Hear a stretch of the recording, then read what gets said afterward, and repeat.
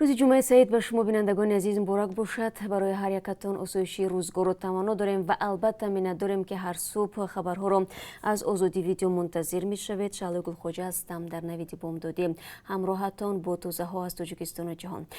خب امروز 22 نوامبر است و در پراگ همین حال ساعت 7 نخست از باد و هوا برای شما معلومات میدیم. چون همیشه در مرکز جمهوری چک آب و هواشناسان امروز هوای ابری رو پیشگویی کردند و قرار از گرمی روزانه تا 9 درجه رو تشکیل نماید. در مسکو امروز آفتابی و سرد است. روزانه حرارت سنج تا 3% زیر صفر رو نشان خواهد داد. در تاجیکستان با شتای روزهای گذشته وضع آب و هوا به یک بارگی تغییر کرد و دمای هوا یک بار پایین آمد. روز پنجشنبه 21 نوامبر در اکثر مناطق تاجیکستان باران بارید و سر از شب گذشته به این طرف در بیشتری از منطقه از جمله در سوخت، ختلون و دوشنبه و نویه‌های اطراف آن برفباری ادامه دارد. در مسیر دوشنبه چناق که پایتخت را به شمال کشور می‌پیوندد از شام 21 نوامبر برفباری آغاز شده و هنوز جریان دارد و مسئولان شرکت ایرس که مسئولیت نگهبانی این جاده را بر دوش دارند میگویند که حرکت نقلیات در این مسیر تامین است. قبلا مرکز هواشناسی تاجیکستان از نوستواری وضع آب و هوا بنابر وارد شدن هوای سرد ارکتیکی خبر داده بود. بنابر اطلاع این منبع روزهای 21 تا 23 نوامبر در اکثر مناطق کشور برف و باران میبارد. در همین حال کمیته حالتهای فوق‌العاده تاجیکستان از ساکنان خواهش کرده است که در این روزها از احتیاط کار بگیرند و به منطقه‌های کوهستانی سفر نکنند و همچنین از رفتن به شکارگاه، ماهیداری، هضم جمع‌کنی و مالچرانی خودداری نمایند. مقامات کارهای داخلی تاجیکستان خبر دادند که تنها بعد از 2 هفته به اجرا درآمدن قانون عفو و آزادی هزارها زندانی از محبس 60 نفر آنها دوباره دستگیر شدند. عمر جان امام علی سخنگوی وزارت روز 21 نوامبر به رادیو آزادی گفت این افراد اساساً به دزدی و یک نفرشان به تجاوز به ناموس متهم است. برخی از کارشناسانی که این موضوع را پیگیری دارند تخمین میزنند که به احتمال زیاد بیکاری و نبودن شرایط برای به حیات معمولی برگشتن محبوسان پیشین به این وضع سبب شده است. چند نفر عفو شده علاقه جنایت صادر کردند. بعضی از این حادثه را بعد از یک روز تطبیق قانون عفو ثبت شده است و در نویه وقت حتی تجاوز به ناموس را نیز کارمندان ملیسا ثبت کردند، گفت عمر جان امام علی. سخنگوی وزارت امور داخلی تاجیکستان سبب‌های دوباره به جنایت دست زدن زندانیان عفو شده را به آماده نبودن آنها به زندگی معمولی ربط داد. در همین حال معلوم نیست مقامات تاجیکستان برای به حیات معمولی برگشتن زندانیان عفو شده چه برنامه را روی دست گرفتند و در مدت تقریبا 1 ماه اجرای این قانون چقدر از محبوسان پیشین با کار تامین شدند و یا که کمک پولی گرفتند. 2 سال پیش داستان کلی تاجیکستان مقامات محلی را موظف کرده بود که محبوسان پیشین را به کار تامین نمایند. اما بعضی از محبوسان سابق از آن نگرانی دارند که اکثر اداره ها با اشاره به داغ سودی آنها جای کار نخواهند داد. طبق تحقیقاتی که پیشتر از سوی بیوروی حقوق بشر و ریایه قانون گذرانده شده است، بیش از 300 محبوس سابق گفتند بعد از زندان با شرایط سنگین زندگی سر به سر میشوند و خود را آدم دوم درجه احساس میکنند. قانون نو عفو در تاجیکستان روز 25 اکتبر امسال قبول و مورد اجرا قرار گرفت. بنا به آن بیش از 7000 نفر از زندان آزاد و مهلت حبسی برخی دیگر کم کرده خواهد شد. در مجموع قانون نسبت به 20000 نفر تطبیق می‌گردد. هفته گذشته مقامات اداره زندان‌های تاجیکستان در گزارش به رئیس جمهور گفتند که تا این دم بیش از 6000 نفر از محبس‌ها رها کرده شدند. حکومت تاجیکستان پیشنهاد وکیلان پارلمان را درباره بیشتر کردن صفی زنان منصبدار رد کرده است. فعلا در تاجیکستان تقریبا 19000 خدمتچی دولتی هستند و از این حساب 24% زنان میباشند. وکیلان هنگام اصلاح قانون درباره خدمت دولتی پیشنهاد کردند که این رقم تا 40% بالا برده شود. نمایندگان حکومت گفتند مسئله قبول زنان به کار در اداره‌های دولتی در قانون‌های دیگر حل شده است. حال حاضر از 21 عضو حکومت حکومت تاجیکستان یک زن در مقام وزیر مهنت و مهاجرت کار میکند. مقام رئیس دستگاه اجرایی پرزیدنت، رئیس کمیته زنان و زبان و رهبری بعضی از شهر و ناحیه ها نیز به زنان اختصاص یافته است، ولی نمایندگان جنسی لطیف اکثرا در وزارت و کمیته ها و بانک های کشور نقش دوم و سوم را اجرا میکنند. از 63 کرسی پارلمان 12 کرسی را زنان در اختیار دارند. ناظران امور باور دارند که تقسیم وظیفه ها به زنان اساساً انتخابی و حساب شده و به خاطر رعایت برابری جنسی و حقوق زنان است، چیزی که سازمان و کشورهای غربی هنگام ارائه کمک ها به نظر میگیرند. مجلس نمایندگان پالاتای پایانی پارلمان تاجیکستان هفته گذشته تغییرات به قانون درباره خدمت دولتی را قبول کرد.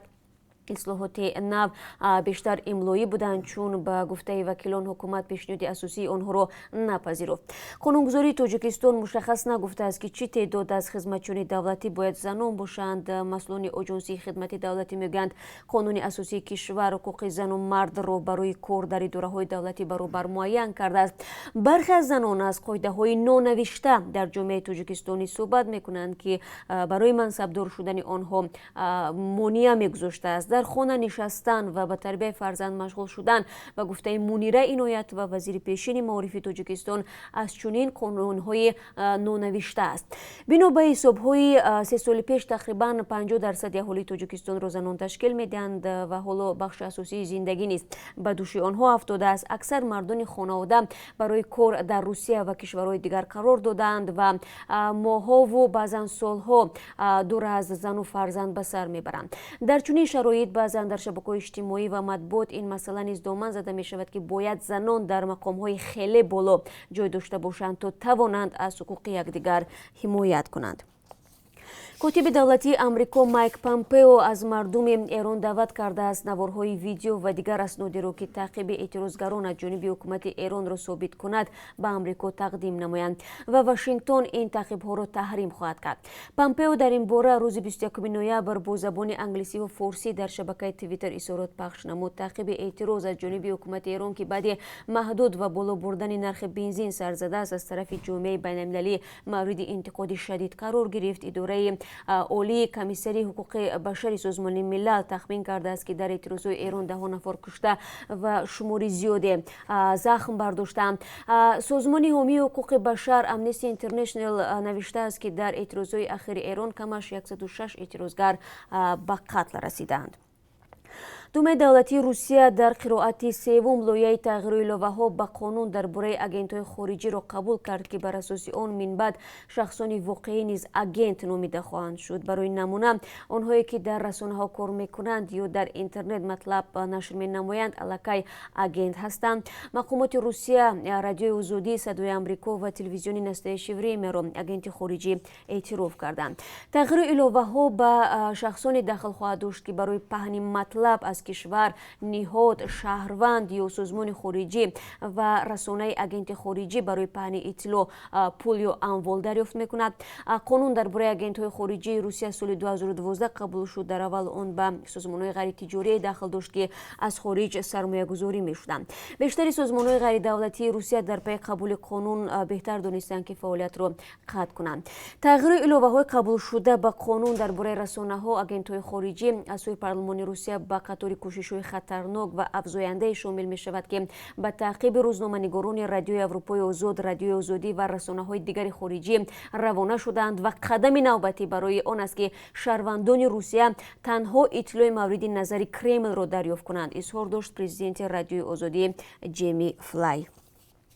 یک صاحبکاری مربوط با قرغیزستان که ماه روان در ترکیه به قتل رسید به طور پنهانی شهادت زیادی فساد در خدمات گمرکی قرغیزستان و بیرونبراری پول زیاد از این کشور را جمع کرده است. در یک تحقیقات مشترک رادیوی آزادی با رسانه‌های قرغیزی و یک سازمان بین‌المللی پژوهش ژورنالیستی گفته می شود که ایرکین سایمتی صاحبکار 37 ساله اویغور از چین که 10 نوامبر در ترکیه کشته شده است اسناد جمع کرده بود که سابق رهبران خدمات гумруки қирғизистон ва як шабакаи соҳибкорони уйғур бо роҳҳои ғайриқонунӣ ба кишвар мол ворид намуда миллионҳо доллар фоида орӣ аз андоз ба даст овардааст.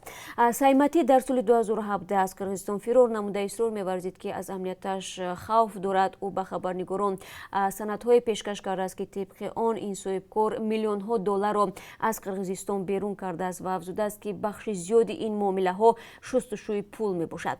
бахши бузурги ин сармоя ба шабакаи зери назорати Ҳабибулло Абдуқодир, як уйғури зодаи чин будааст ки шаҳрвандии Қазоқистонро дорад. намояндагони оилаи Абдуқодир, намояндагони хадамоти гумрук ва ниҳодҳои қудратии Қирғизистон ба дархости шарҳи санадҳои матраҳшуда посух надоданд. кормандони ҳифзи ҳуқуқ як зани 38-солаи сокини унаи рӯдакиро боздошт карданд. боздоштшуда ба даст доштан дар силсилаи қаллобиҳо муттаҳам мешавад. дар ин бора раёсати вазорати корҳои дохилии душанбе иттилоъ дод. дар вебсайти ин ниҳод омадааст ки моҳбари Алоева хаткардаи донишгоҳи исломии Тоҷикистон буда аз нафарони зиёд бо ваъдаҳои гуногун аз қабили сафар ба ҳаҷ ва дохил кардан ба донишгоҳ аз 10 то 80 ҳазор сомонӣ пул гирифтааст, вале ваъдаҳояшро иҷро намекардааст ва маблағи гирифтаро барои худаш сарф намудааст. ба қавли манбаъ, зимни кофтков аз манзили иҷораи моҳбари Алоева 17 муҳри қалбакии донишгоҳҳои гуногун ёфт шудааст ки ӯ дар амалҳои қаллобӣ истифода мебурд.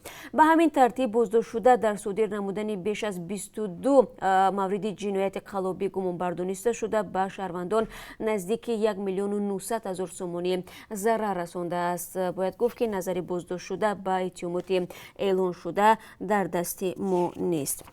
ва бинандагони азиз, дар посух ба суолҳои бешумори шумо дар бораи муҳлати дақиқи хизмат дар артиш ки аз мо хостед ҳатман бароятон шаҳр бидем, бояд гуфт дар ин замина ягон тағйирот нест ва муҳлати хизмат дар сафи қувваҳои мусаллаҳ 2 солро ташкил медиҳад. ҳарчанд чанд сол ба ин ҷониб пешниҳодҳо дар бораи то ним сол поин бурдани муҳлати хизмат садо медиҳад, вале то ба ҳол ислоҳот дар бахши низомии Тоҷикистон сурат нагирифтааст. рӯзи гузашта низ мо дар барномаи хабарӣ оид ба мавсими даъвати тирамоӣ ба артиш гузориши муфассале доштем ва шумо метавонед дар озоди видео онро пайдову тамошо кунед. имрӯз низ дар барномаи хабарӣ роҷеъ ба ин мавзӯъ мо ҳатман гузориш хоҳем дошт. ҳамкорони мо пайи ин мавзӯъ ҳастанд ва бояд гуфт ки то имрӯз беш аз 95% нақшаи даъват пур шудааст ва то анҷоми мавсими даъват беш аз як ҳафтаи дигар боқӣ мондааст. но гуфтан намонад ки бинандагони азиз, мо ҳамоно интизори хабару видеоҳое ҳастем ки шумо шоҳид будеду наворбардорӣ кардед ва ҳамзамон сипос мегӯем ба ҳамаи онҳое ки бо Радиои Озодӣ ҳамкорӣ мекунанд ва нисбат ба ҳаводисе ки дар гирду атрофашон мегузарад бетафовут нестанд. мо дар навбати худ кӯшиш мекунем ҳар маводе ки аз шумо дастрас мешавад мавриди омӯзиш қарор бидем ва нашр намоем.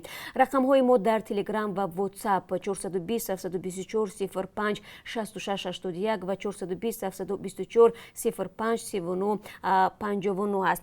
ва акнун аз асъори хориҷӣ барои имрӯз мегӯем ки аз тарафи Бонки Миллӣ таъин шудааст. 1 доллар 9 сомониву 69 дирам, 1 евро 10 сомониву 74 дирам ва 1000 рубли русӣ баробар аст ба 151 сомониву 70 дирам. ташаккур ки моро тамошо кардед. мо шуморо боз мунтазир хоҳем буд.